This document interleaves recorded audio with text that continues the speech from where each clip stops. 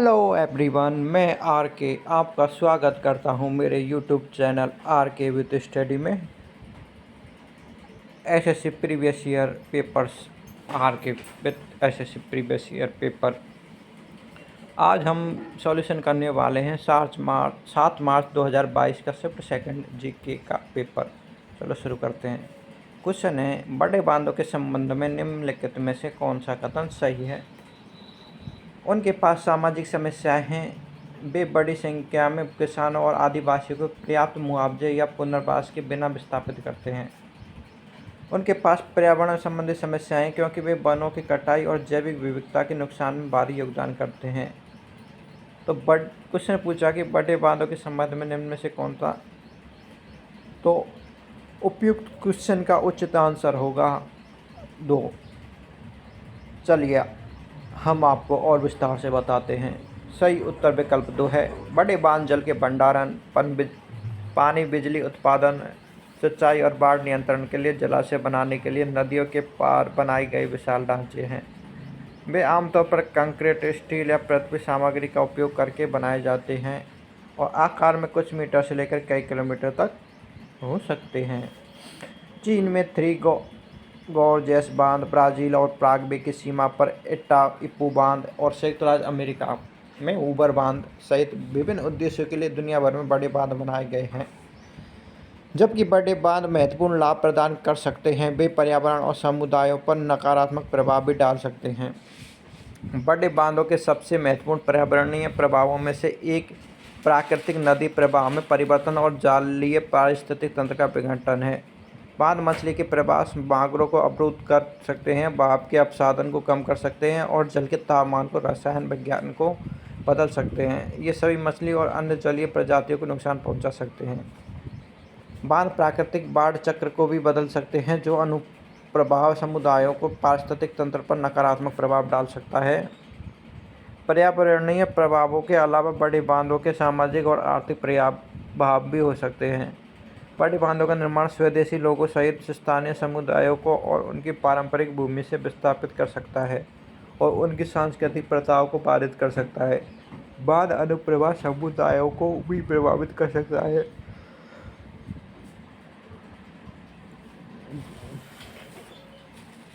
इन नकारात्मक प्रभावों के बावजूद बढ़ती ऊर्जा मांगों को पूरा और आर्थिक विकास का समर्थन करने के लिए विशेष रूप से विकासशील देशों में बड़े बांधों का निर्माण जारी है। हालांकि बड़े बांधों के लाभों को उनके संभावित नकारात्मक प्रभावों के साथ संतुलित करने और वैकल्पिक समस्या समाधानों पर विचार करने की आवश्यकता की बढ़ती मानता है, जैसे कि छोटे पैमाने पर जल विद्युत संरक्षण और दक्षता के उपाय और नवीकरण। भारत में अंडमान और निकोबार और लक्षद्वीप सहित मुख्य भूमि की समुद्र तट की कुल लंबाई कितनी है? 7,516.6 किलोमीटर। भारत सरकार के पर्यावरण, वन और जलवायु परिवर्तन मंत्रालय के अनुसार अंडमान और निकोबार द्वीप समूह और लक्षद्वीप समूह की तटरेखा सहित भारत की कुल भूमि की लंबाई 7,516.6 किलोमीटर अर्थात 4,700 मील है। यह समुद्र तट पश्चिम में अरब सागर, पूर्व में बंगाल की खाड़ी, दक्षिण में हिंद महासागर तक फैला हुआ है। यह ध्यान रखने महत्वपूर्ण है कि समुद्र तट की सटीक लंबाई इसे मापने के लिए उपयोग की जाने वाली विधि के आधार पर भिन्न हो सकती है, क्योंकि समुद्र तट अक्सर जटिल और अनियमित होते हैं। अंडमान और निकोबार द्वीप समूह भारत के दक्षिण पूर्व तट पर बंगाल की खाड़ी में है। वे द्वीपों का एक समूह है जिसमें 572 द्वीप शामिल है, जिनमें से केवल 38 में बसे हुए हैं कौन लोग? अंडमान द्वीप समूह निकोबार द्वीप समूह के उत्तर में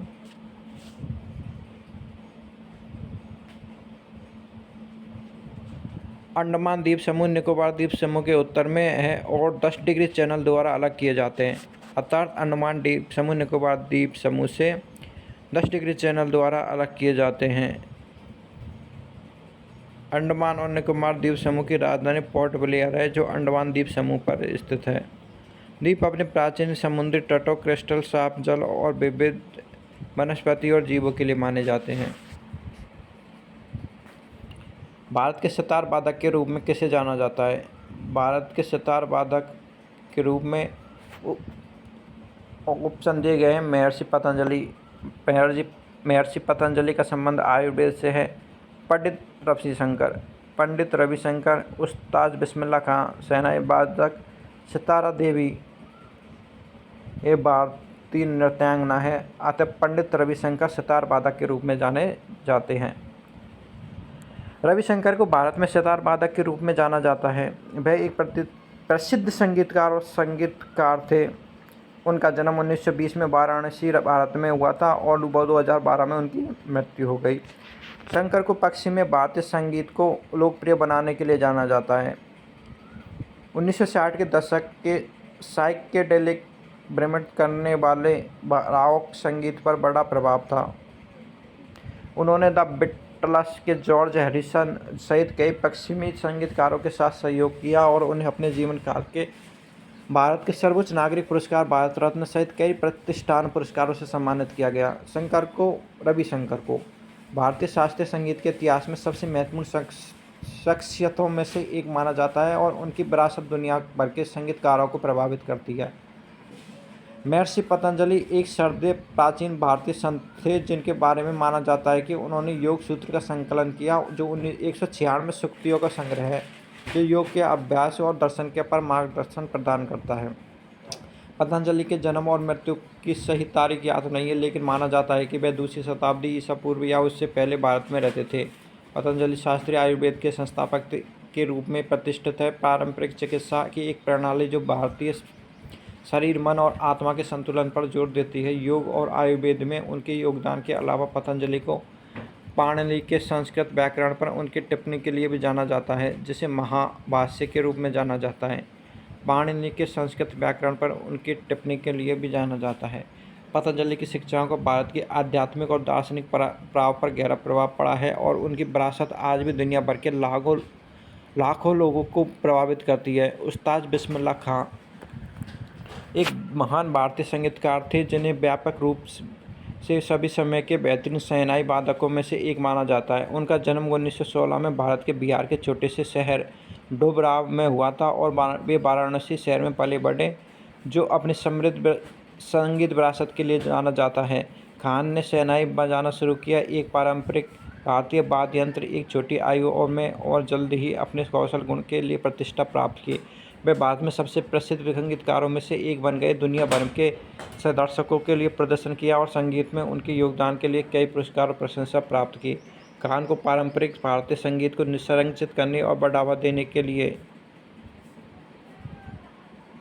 बिस्मिल्लाह खान को उनके जाना जाता है। उन्हें शहनाई को एक वाद्य यंत्र के रूप में लोकप्रिय बनाने की महत्वपूर्ण भूमिका निभाई। 2006 में 19 साल की आयु में उनका निधन हो गया, लेकिन उनकी विरासत दुनिया भर के संगीतकारों को प्रेरित और प्रभावित करती है। सितारा देवी एक प्रसिद्ध भारतीय शास्त्रीय नृत्यांगना थी, जो कथक जो कि उत्तर भारत का प्रमुख शास्त्रीय नृत्य की विशिष्टता थी,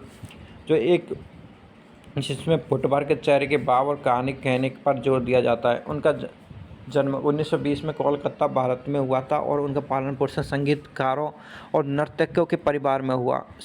सितारा देवी एक बच्चे के रूप में प्रदर्शन करना शुरू किया और जल्द ही प्रतिभाशाली और करिश्माई नर्तकी के रूप में ख्याति प्राप्त कर ली। वे भारत के सबसे प्रसिद्ध और सम्मानित नर्तकियों में से एक बन गई। दुनिया भर के दर्शकों के लिए प्रदर्शन किया और नृत्य में उनके योगदान के लिए कई पुरस्कार और प्रशंसा प्राप्त की। देवी को उनके गतिशील और अभिव्यंजक प्रदर्शनों के साथ पारंपरिक भारतीय नृत्य रूपों को बढ़ावा देने और संरक्षित करने के उनके अथक प्रयासों के लिए जाना जाता था। 2014 में 94 वर्ष की आयु में उनका निधन हो गया, लेकिन भारतीय शास्त्रीय नृत्य के अग्रणी के रूप में उनकी विरासत नर्तकियों और नृत्य के प्रति लोगों की पीढ़ियों को प्रेरित करती है। कौन सा भारतीय वित्तीय संस्था शेयर बाजार में निवेशकों की सुरक्षा करता है? बॉम्बे स्टॉक एक्सचेंज, भारतीय reserve bank, national stock exchange, भारतीय प्रतिभूति और विनियमन बोर्ड। भारत में शेयर बाजार के निवेशकों की सुरक्षा करने वाले प्राथमिक वित्तीय संस्था भारतीय प्रतिभूति और नियामक बोर्ड है, सेबी है। सेबी एक नियामक निकाय है जिसे 1988 में भारतीय प्रतिभूति बाजार में निवेशकों के हितों की रक्षा करने और प्रतिभूति बाजार के विकास को बढ़ावा देने के लिए स्थापित किया गया था। से भी विभिन्न बाजार सहभागियों की गतिविधियों को नियंत्रित और पर्यवेक्षण करता है, जिसमें स्टॉक एक्सचेंज, दलाल, म्यूचुअल फंड और अन्य मध्यस्थ शामिल है। और ये प्रतिभूति बाजार में व्यापार प्रकटीकरण और पारदर्शिता से संबंधित नियमों और विनियमों को भी लागू करता है। सेबी भारतीय प्रतिभूति बाजार की अखंडता और स्थिरता को बनाए रखने और निष्पक्ष और पारदर्शी व्यापारिक प्रथाओं को सुरक्षित करने के निवेशकों के हितों की रक्षा करने, निवेशक शिक्षा और जागरूकता को बढ़ावा देने और धोखाधड़ी और कदाचार को रोकने के लिए कानूनों और विनियमों को लागू करने में महत्वपूर्ण भूमिका निभाता है। Central exchange board of India, स्थापना 1988। बॉम्बे स्टॉक एक्सचेंज मुंबई, भारत में स्थित एक प्रमुख स्टॉक एक्सचेंज है। यह 1875 में भारत स्थापित किया गया था, जो इसे एशिया के सबसे पुराने स्टॉक एक्सचेंजों में से एक बनाता है। बॉम्बे स्टॉक एक्सचेंज का बांड और अन्य वित्तीय संसाधनों में व्यापार के लिए एक लोकप्रिय मंच है। यह भारतीय पूंजी बाजार को आकार देने में अपनी भूमिका के लिए जाना जाता है। बॉम्बे स्टॉक एक्सचेंज का बाजार पूंजीकरण 2 ट्रिलियन से अधिक है, जो इस दुनिया के सबसे बड़े स्टॉक एक्सचेंजों में से एक बनाता है। बॉम्बे स्टॉक एक्सचेंज भारतीय कंपनियों के वित्त पोषण के एक महत्वपूर्ण स्रोत के रूप में भी जाना जाता है, जिससे उन्हें निवेशकों को स्टॉक और बॉन्ड जारी करने, पूंजी जुटाने की अनुमति मिलती है। बॉम्बे स्टॉक एक्सचेंज को भारतीय प्रतिभूति और विनियमन बोर्ड द्वारा नियंत्रित किया जाता है, जो भारतीय प्रतिभूति बाजार में निष्पक्ष और पारदर्शी व्यापार प्रथाओं को सुनिश्चित करने के लिए जिम्मेदार है। बॉम्बे स्टॉक एक्सचेंज ने भारतीय अर्थव्यवस्था की वृद्धि और विकास में एक महत्वपूर्ण भूमिका निभाई है और यह भारत में निवेश और व्यापार गतिविधि के लिए एक प्रमुख केंद्र बना है।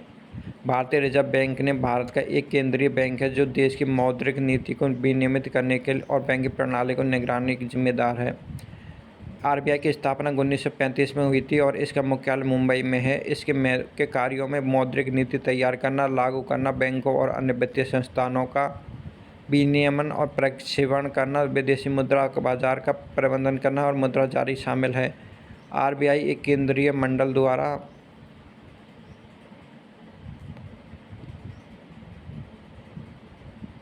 एक केंद्रीय निवेशक मंडल द्वारा शासित होता है, जिसकी अध्यक्षता एक गवर्नर करता है, जिसमें भारत सरकार द्वारा नियुक्त किया जाता है। आरबीआई वित्तीय स्थिरता बनाए रखने और भारत में आर्थिक विकास को बढ़ावा देने में महत्वपूर्ण भूमिका निभाता है।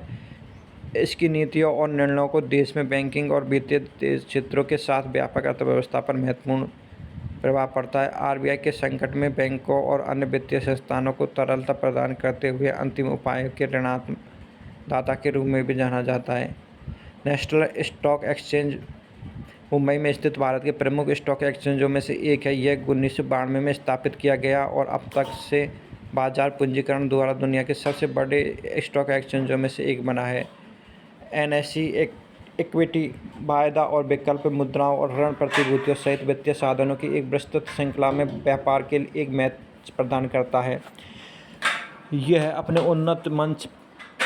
उन्नत इलेक्ट्रॉनिक ट्रेडिंग प्लेटफॉर्मों के लिए जाना जाता है और भारतीय प्रतिभूति बाजार में प्रौद्योगिकी संचालित नवाचारों को पेश करने में अग्रणी रहा है। नेशनल स्टॉक एक्सचेंज को भारतीय प्रतिभूति और विनियमन बोर्ड द्वारा विनियमित किया जाता है और यह निष्पक्ष और पारदर्शी व्यापार प्रथाओं को सुनिश्चित करने के लिए सख्त नियमों को तहत काम करता है। नेशनल स्टॉक एक्सचेंज ने भारतीय पूंजी बाजार के विकास में एक महत्वपूर्ण भूमिका निभाई है, निवेशकों को निवेश के व्यापक अवसरों तक पहुंच प्रदान करता है और भारतीय व्यवस्थाओं के विकास और में योगदान देता है। नेशनल स्टॉक एक्सचेंज भी भारतीय अर्थव्यवस्थाओं के विकास के पीछे एक प्रेरक शक्ति है और इसने व्यवसायों और उद्यमियों को पूंजी के प्रवाह को सुविधाजनक बनाकर अपने आर्थिक स्थिरता और विकास को बढ़ावा देने में मदद की है। निम्नलिखित में से पल्लवों की राजधानी थी। ऐहोल, पुहार, रायचूर, दोआब, कांचीपुरम। कांचीपुरम पल्लवों की राजधानी। कांचीपुरम पल्लव वंश की राजधानी थी। पल्लव एक शक्तिशाली राजवंश थे जिन्होंने तीसरी से 9वीं शताब्दी तक दक्षिण भारत के एक बड़े हिस्से पर शासन किया। कांचीपुरम, जिसे कांची के नाम से भी जाना जाता है, तमिलनाडु राज्य में स्थित है। अपने मंदिरों, रेशमी साड़ियों और समृद्ध सांस्कृतिक विरासत के लिए प्रसिद्ध है। पल्लव दक्षिण भारत में उभरने वाला शुरुआती राजवंशों में से एक है। उनकी राजधानी कांचीपुरम थी, वर्तमान में तमिलनाडु में स्थित है। पल्लव कला, वास्तुकला, साहित्य और धर्म के संरक्षक थे। उनका प्रभाव आज भी दक्षिण भारत के कई हिस्सों में देखा जा सकता है। वे कई प्रसिद्ध मंदिरों और स्मारकों के निर्माण के लिए जिम्मेदार थे, जिन्होंने महाबलीपुरम में समुद्र तट का मंदिर और कांचीपुरम में कैलाशनाथ मंदिर शामिल है। चोल वंश के उदय के साथ 9वीं शताब्दी में पल्लव वंश का पतन हो गया, लेकिन उनकी विरासत आने वाली सदियों तक दक्षिण भारत संस्कृति और इतिहास का आकार देती। 1956 के औद्योगिक नीति संकल्प ने कौन सी पंचवर्षीय योजना का आधार बनाया? द्वितीय पंचवर्षीय योजना। 1956 का औद्योगिक नीति संकल्प भारत के आर्थिक इतिहास में एक महत्वपूर्ण नीति दस्तावेज था और इसने देश के आर्थिक विकास पथ को आकार देने में महत्वपूर्ण भूमिका निभाई। इसे देश के औद्योगिकरण और आर्थिक विकास को बढ़ावा देने के उद्देश्य से प्रधानमंत्री जवाहरलाल नेहरू ने नेतृत्व में भारत सरकार द्वारा अपनाया गया। नीति भारत की दूसरी पंचवर्षीय योजना 1956 से 61 के निकटता से जुड़ी हुई थी, जो स्वतंत्रता के बाद देश के दूसरी प्रमुख आर्थिक विकास योजनाओं में से एक थी। दूसरी पंचवर्षीय योजना 1956 के औद्योगिक नीति संकल्प में निर्धारित सिद्धांतों से काफ़ी प्रभावित थी, जिसे में राज्य के नेतृत्व वाले विकास और मिश्रित अर्थव्यवस्था की स्थापना पर जोर दिया गया था, जिसमें निजी क्षेत्रों और सार्वजनिक क्षेत्रों दोनों की भूमिका निभानी थी। दूसरी पंचवर्षीय योजना औद्योगिकरण को बढ़ावा देने पर केंद्रित थी, विशेष रूप से इस्पात, बिजली, भारी इंजीनियरिंग जैसे प्रमुख क्षेत्रों और देश के बुनियादी ढांचों के विकास पर। इस योजना का उद्देश्य रोजगार के अवसर पैदा करके और भारत के लोगों के लिए आवश्यक वस्तुओं और सेवाओं तक पहुंच में सुधार करके सामाजिक कल्याण को बढ़ावा देने और गरीबी को कम करना था। पंचवर्षीय योजना एक रणनीतिक योजना ढांचा है, जिसमें उपयोग संगठनों, सरकारों और व्यक्तियों द्वारा 5 वर्षों की अवधि में दीर्घकालीन लक्ष्यों और उद्देश्यों को निर्धारित करने के लिए किया जाता है। योजना में आमतौर पर उन लक्ष्यों को प्राप्त करने के लिए विशिष्ट लक्ष्य और समय सीमा शामिल होती है। 5वीं पंचवर्षीय योजना भारत में आर्थिक नियोजन की अवधि थी, जिसे 1974 से 1979 तक ही अवधि शामिल थी। योजना आर्थिक संकट की अवधि के दौरान शुरू की गई, जो उच्च मुद्रास्फीति और धीमी आर्थिक वृद्धि से चिन्हित थी। 5वीं पंचवर्षीय योजना का मुख्य उद्देश्य कृषि उत्पाद बढ़ाने, ग्रामीण विकास को बढ़ावा देने और गरीबी को कम करना था। इस योजना में औद्योगिक उत्पादन बढ़ाने और विदेशी मुद्रा अर्जित करने के निर्यात को बढ़ावा देने की आवश्यकता पर भी बल दिया गया। चौथी पंचवर्षीय योजना में आर्थिक नियोजन की अवधि, जिसे 1969 से 1974 तक शामिल थी। चौथी पंचवर्षीय योजना का मुख्य उद्देश्य खाद्य उत्पादन और आत्मनिर्भर हासिल करने और गरीबी को कम करना पर था। इस योजना में औद्योगिक उत्पादन बढ़ावा और विदेश मुद्रा अर्जित करने के निर्यात बढ़ावा देने की आवश्यकता पर बल दिया गया। तीसरी योजना का ऊपर भारत में आर्थिक नियोजन की अवधि 1961 से 1966 तक की अवधि शामिल थी। तीसरी पंचवर्षीय योजना का मुख्य उद्देश्य आत्मनिर्भर विकास हासिल करना और गरीबी को कम करना था। 1962 में भारत चीन के बाद थोड़े समय के लिए स्थिरता की योजना को पेश किया गया। निम्नलिखित में से कौन सा कोलाइड फॉर्म का उदाहरण है? स्पंज। स्पंज एक प्रकार का कोलाइड है, जिसमें गैस तरल के बजाय ठोस में परिक्षेपित होते हैं। स्पंज में एक ठोस पदार्थ जैसे सेलुलोज पॉलीयूरेथेन छिद्रों का एक नेटवर्क बनाता है, जो गैसों को फंसाया जाता है। जब स्पंज को जल में भिगोया जाता है तो छिद्र पानी में भर जाते हैं और स्पंज स्थिर निलंबन बनाते हैं। यह झाग से अलग होता है, जहाँ गैस तरल में बिखरी हुई होती है। स्पंज कोलाइड का एक उदाहरण है गद्दे, कुशल और इंसुलेशन के में इस्तेमाल होने वाले पॉलीयूरेथेन फॉर्म है, जिसमें एक ठोस पॉलीयूरेथेन मैट्रिक्स के भीतर वायु छितरी हुई है। मक्खन कई अलग अलग रासायनिक यौगिकों का एक जटिल मिश्रण है, जिसमें वसा, प्रोटीन, पानी और कई अन्य पदार्थ शामिल है। मक्खन के प्रमुख रासायनिक घटक बसीय अम्ल होते हैं। कार्बन और हाइड्रोजन परमाणु की लंबी श्रृंखला होती है। मक्खन में बसीय अम्ल और मक्खन प्रसंस्करण के आधार पर भिन्न हो सकते हैं, लेकिन वे आमतौर पर असंतृप्त फैटी एसिड का मिश्रण है। पनीर प्रोटीन, वसा और जल के साथ ही विभिन्न विटामिन, खनिज और स्वाद यौगिकों का एक जटिल मिश्रण है। पनीर का विशिष्ट रासायनिक स्वरूप पनीर के प्रकार के आधार पर हो सकता है, लेकिन कुछ घटकों में शामिल है। पनीर में कैसीन और मट्टा प्रोटीन सहित विभिन्न प्रकार के प्रोटीन हैं। ये प्रोटीन अमीनो अम्ल से बने हैं। प्रोटीन के निर्माण खंड है। पनीर एक विशिष्ट अमीनो अम्ल संरचना, पनीर के प्रकार और इनके बनाने के तरीके आधार पर भिन्न होते हैं। वसा पनीर में भी वसा अधिक होती है, जो स्वाद और बनावट का एक महत्वपूर्ण स्रोत है। पनीर में वसा ज़्यादातर ट्राइग्लिसराइड के रूप में होता है, जो बसी अम्ल के कोलेस्ट्रॉल से बना होता है। पनीर में अलग अलग मात्रा में जल होता है, जो पनीर के प्रकार और इसे बनाने के तरीकों पर निर्भर करता है। सख्त पुराने चीज़ों के लिए पानी की मात्रा 40% कम और नरम ताज़ा चीज़ के लिए 70% और अधिक हो सकती है। खनिज पदार्थ पनीर कैल्शियम, फास्फोरस और अन्य खनिजों का एक अच्छा स्रोत है, जो हड्डियों के स्वास्थ्य और शरीर कार्यों के लिए महत्वपूर्ण है। स्वाद के यौगिक फ्लेवर कंपाउंड्स चीज़ में कई तरह के स्वाद यौगिक होते हैं, जिन्हें वाष्पशील यौगिक जैसे एस्टर, एल्डिहाइड और कीटोन्स के साथ अवाष्पशील यौगिक जैसे अमीनो अम्ल, पेप्टाइन शामिल है। पनीर का विशिष्ट स्वाद प्रोफाइल पनीर के प्रकार और इसे कैसे बनाया जाता है के आधार पर भिन्न हो सकता है। MS वर्ड 365 में प्रिंट व्यू को स्विच करने के लिए निम्न से किस शॉर्टकट का प्रयोग किया जाता है। MS वर्ड 365 में प्रिंट व्यू स्विच करने के लिए किस शॉर्टकट का Ctrl Alt I। MS Excel, MS Word, Excel नहीं, MS वर्ड 365 में MS वर्ड के बारे में और शॉर्टकट कीजिए।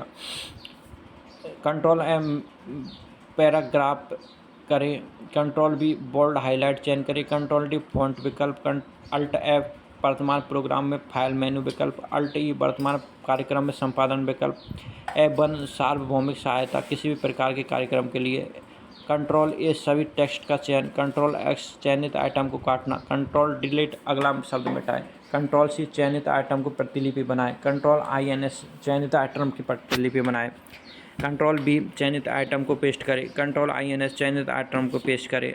होम उपयोगकर्ता को वर्तमान पंक्ति की शुरुआत में ले जाता है। Ctrl+ होम दस्तावेज की शुरुआत में जाए, एंड वर्तमान पंक्ति के अंत में जाए, Ctrl एंड दस्तावेज के अंत में जाए। शिफ्ट होम लाइन की शुरुआत में वर्तमान स्थिति पर हाईलाइट करें, शिफ्ट एंड वर्तमान स्थिति से पंक्ति के अंत को हाईलाइट करें। Ctrl बायां तीर एक बार से एक शब्द दाईं ओर ले जाएं, Ctrl दायां तीर एक समय में एक शब्द दाईं ओर ले जाएं। किस राज्य में 2021 तक भारत में सोने के अयस्क का सबसे बड़ा भंडार है। बिहार में।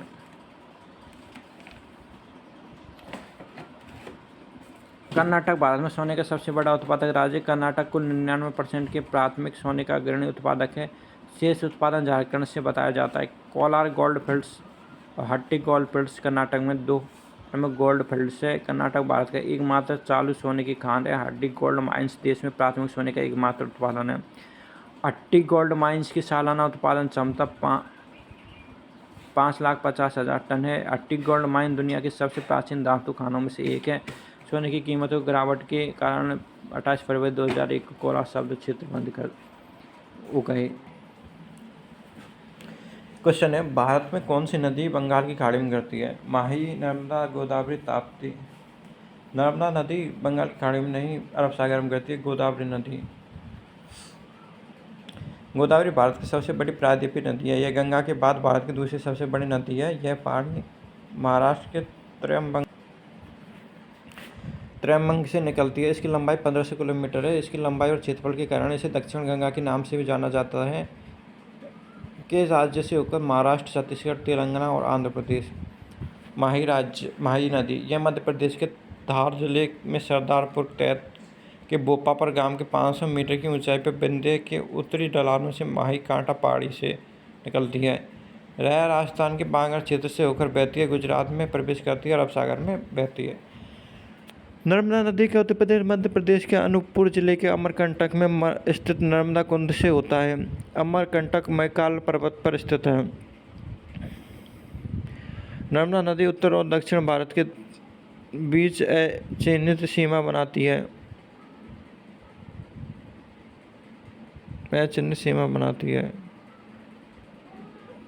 नर्मदा की प्रमुख सहायक नदियाँ बरना, तवा, कनार, कोलार, महान, अठनी, उरी, शक्कर आदि। यह कमात की खाड़ी में गिरने से पहले पश्चिम की ओर 1312 किलोमीटर बहती है। नर्मदा नदी मध्य प्रदेश की सबसे लंबी नदी है। इसे मध्य प्रदेश की जीवन रेखा कहा जाता है। नर्मदा नदी द्वारा निर्मित झरनों में कपिल धारा, दूध धारा, अनूपपुर धुआंधार जलप्रपात, बोड़ा घाट, जबलपुर सहस्त्रधारा जलप्रपात, महेश्वर, खरगोन और दर्गी।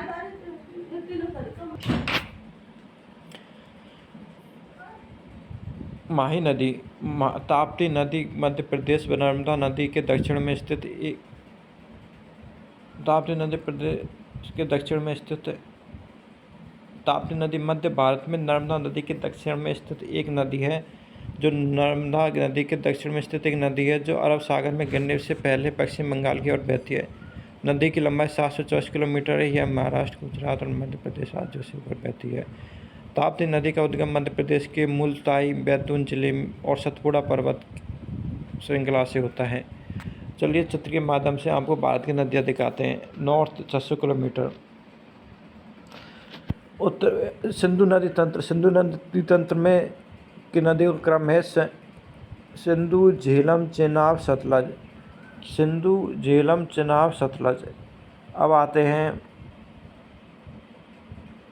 गंगा के मैदान की ओर। सोन, यमुना, गंगा, गोमती, अलकनंदा, कोसी।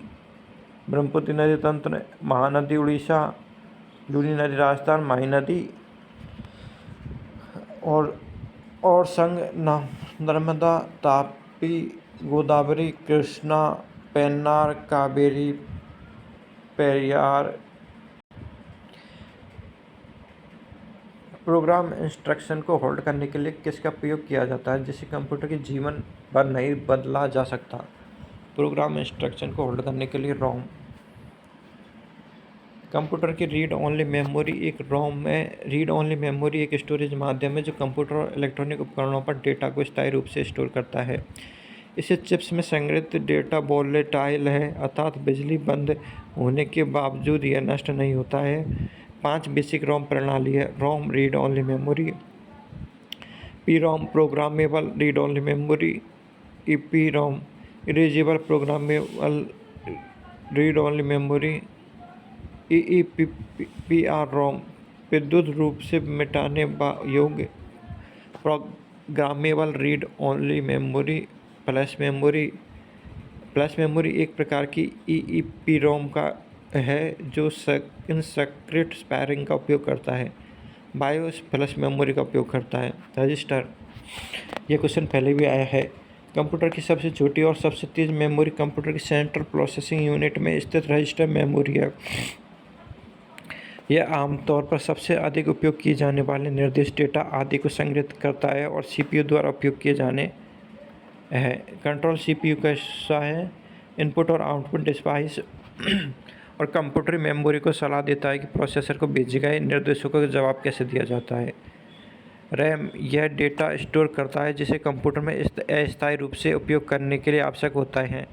यह एक सेकेंडरी स्टोरेज डिवाइस से तेज़ है। यह एक वोलेटाइल मेमोरी है, अर्थात बिजली बंद पर इसमें से डेटा गायब हो जाता है। इसे रीड राइट मेमोरी के रूप में जाना जाता है, यानी उपयोगकर्ता रैम में जानकारी लिख सकता है और इसके जानकारी पढ़ सकता है। इसे रैंडम एक्सेस कहा जाता है क्योंकि किसी भी मेमोरी लोकेशन को पढ़ने और लिखने के लिए रैंडमली एक्सेस किया जाता है। प्रत्येक मेमोरी लोकेशन के लिए एक्सेस टाइम में समान है। इसे आमतौर पर अस्थायी मेमोरी कहा जाता है, जिसका अर्थ है सिस्टम बंद हो जाता है तो मेमोरी खो जाती है। कैश, मुख्य मेमोरी से डेटा तक पहुंचने के लिए औसत लागत, समय या ऊर्जा को कम करने के लिए कंप्यूटर की सेंट्रल प्रोसेस यूनिट द्वारा कैश मेमोरी का उपयोग किया जाता है।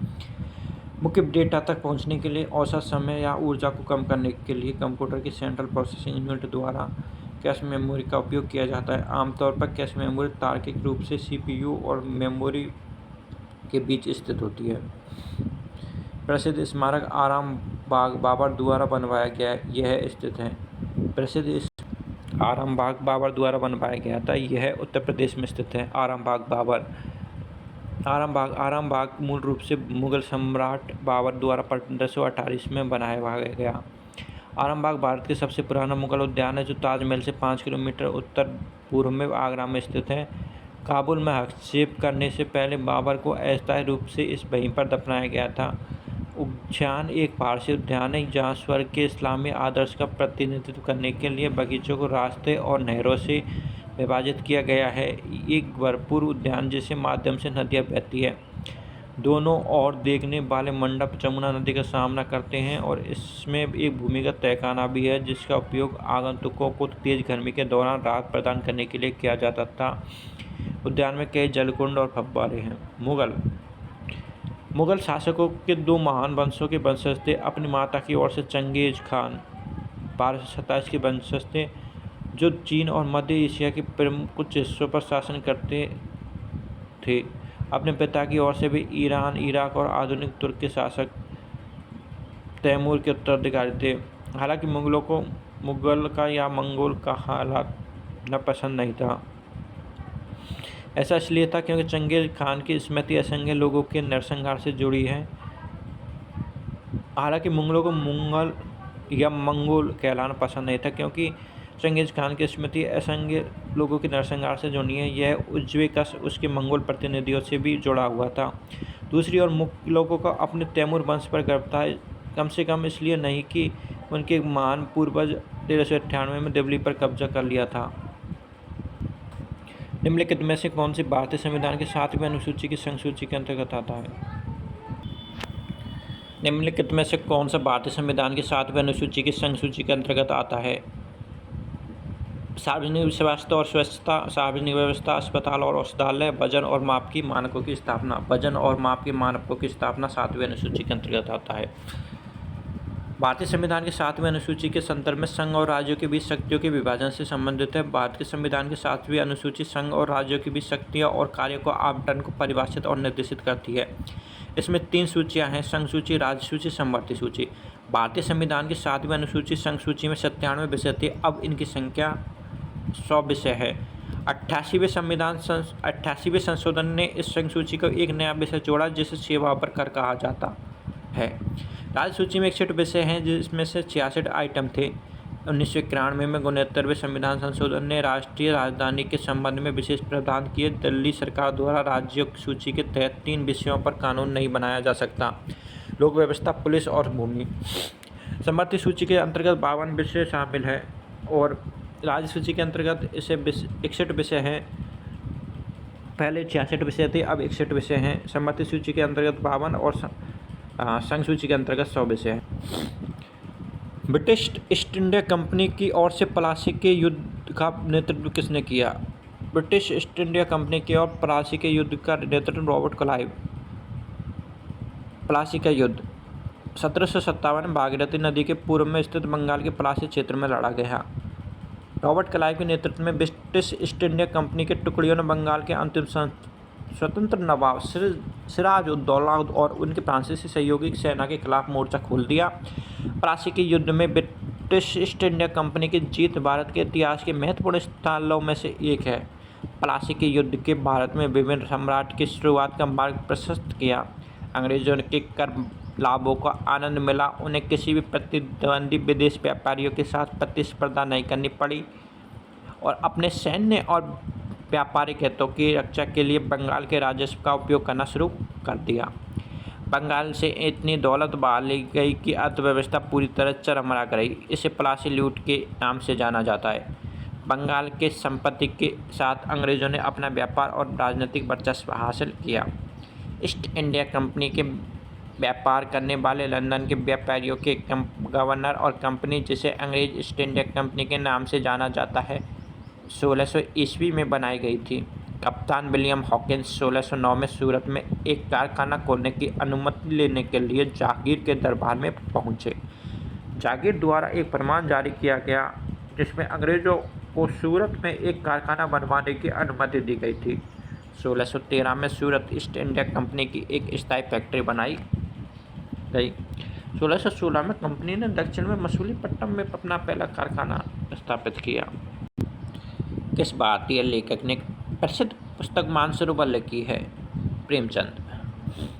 प्रेमचंद, जिन्हें धनपाल राय श्रीवास्तव के नाम से भी जाना जाता है, एक भारतीय लेखक थे जो अपने समकालीन हिंदुस्तानी लेखक के लिए जाने जाते थे। धनपत राय श्रीवास्तव, उनका जन्म 31 जुलाई 1880 को और मृत्यु 8 अक्टूबर 1936 में हुई थी। हिंदी और उर्दू सामाजिक उपन्यासों का आविष्कार प्रेमचंद ने किया। वह जाति व्यवस्था, कामकाजी महिलाओं को पीड़ा और अन्य मुद्दों पर चर्चा करने वाले पहले लेखकों में से थे, जो 1880 में